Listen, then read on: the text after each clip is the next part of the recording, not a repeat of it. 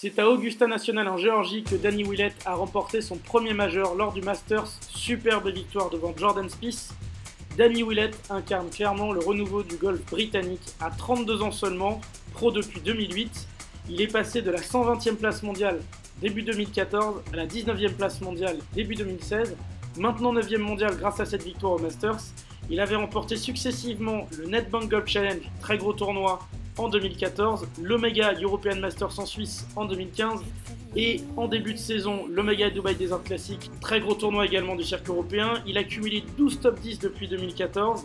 C'était seulement sa deuxième participation au Masters où il avait terminé 38e l'année dernière, signe que c'est un parcours sur lequel il se sent très à l'aise.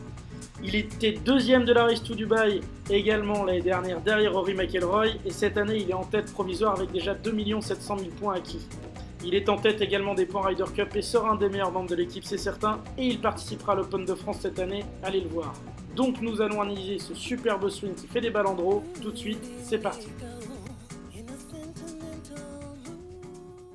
Nous allons maintenant donc observer Danny Willett au driver de face et de profil. On rappelle que c'est un joueur qui fait beaucoup de balles en draw, c'est-à-dire des balles de droite à gauche de manière assez prononcée. C'est vraiment un sens de jeu qu'il affectionne. C'est pour ça notamment qu'il a été performant au Masters où beaucoup de trous tournent à gauche. On voit grâce notamment à ce grip qui va lui permettre de générer une phase de club fermée, mais aussi beaucoup de verticalité dans le backswing et beaucoup de levier. Une main gauche qui recouvre donc beaucoup, on voit quasiment la totalité des articulations de la base de ses doigts, mais aussi il forme bien parfaitement un rayon club bras gauche dès l'adresse. Donc on sent vraiment que le centre du swing, le centre de rotation du pivot du swing, ce sera ici l'épaule gauche qui elle-même est collée et jointe au pectoral gauche. Pour la suite, dans son backswing, vous allez voir qu'il génère énormément de levier, c'est-à-dire armement des poignets assez précoce, ce qui va lui permettre de générer aussi beaucoup de verticalité dans son backswing. Donc on voit vraiment ici dans le takeaway, dans le démarrage de face, un armement assez prononcé dès le début. Vous voyez notamment avec cette main gauche qui s'est déjà complètement armée quasiment. Et une tête de club qui se place vraiment devant les mains, donc assez verticale. On va d'ailleurs placer un repère ici pour voir la position dans son backswing ici. Vous voyez un plan très vertical, bien en dessous de la balle. Donc c'est pas forcément ce qu'on voit le plus avec le driver, mais ça va vraiment être très important pour vous, si par exemple vous faites du slice ou des balles coupées, de générer ce type de swing en partant évidemment de ce grip, bien sûr. Au sommet du backswing, on voit un joueur vraiment qui est parfaitement placé, ici avec un club qui se place vraiment dans le prolongement des épaules. Cependant, on aperçoit une face de club qui, elle, va être un petit peu plus orientée vers le ciel, c'est-à-dire un peu plus fermée, et ça c'est notamment dû à son grip qui est fort, donc avec cette main gauche qui recouvre beaucoup. Comme on l'avait prédit, beaucoup d'armement, donc vraiment un angle très important ici entre le manche et l'avant-bras, ce qui va pouvoir lui permettre de créer un effet de fouet, de vitesse très important au retour pour donner énormément de distance à la balle, bien sûr.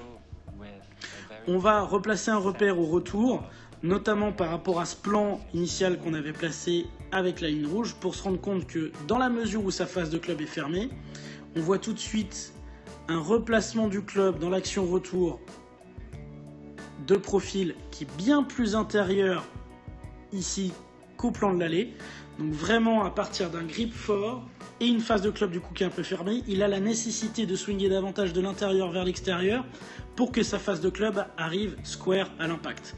Donc ça c'est vraiment quelque chose de très important qui va lui permettre vraiment de générer ses trajectoires en draw. Si jamais toutefois il ne revenait pas dans ce plan là, il enverrait les balles par exemple directement à gauche. Ce qui est souvent d'ailleurs l'endroit où il rate ses balles lorsqu'il fait des swings un peu précipités ou qu'il sort de son rythme. À l'impact, on voit vraiment un joueur extrêmement bien placé avec une face de club très square, très belle traversée, énormément d'équilibre. Donc notamment avec ce grip, on voit vraiment cette main droite et cette main gauche là qui travaillent de concert pour générer une face de club square à l'impact avec énormément d'appui, énormément de solidité. Puis une traversée avec une extension des bras qui est très belle. On voit vraiment ici dans toute la traversée. Je reviens un petit peu en arrière ici pour vous permettre de revoir voilà, cette extension ici avec vraiment des bras et une relation entre les mains et la poitrine qui est parfaite durant toute la traversée. On le voit ici encore là. Voilà, donc très belle extension des bras vers l'objectif qui lui permettent vraiment de diriger parfaitement ses coups. Et à la fin de la traversée, beaucoup plus de relâchement, voilà, enfin avec les poignets et les coudes qui viennent placer le club et le corps dans un parfait équilibre et face à la cible. Donc si vous souhaitez faire des draws, inspirez-vous de ce grip de main gauche plus fort, un backswing plus vertical, un retour de l'intérieur vers l'extérieur pour générer des draws, des balles plus longues, davantage de levier et davantage de vitesse de tête de club. J'espère que ces conseils vous ont plu et à très bientôt sur VB Golf Coaching.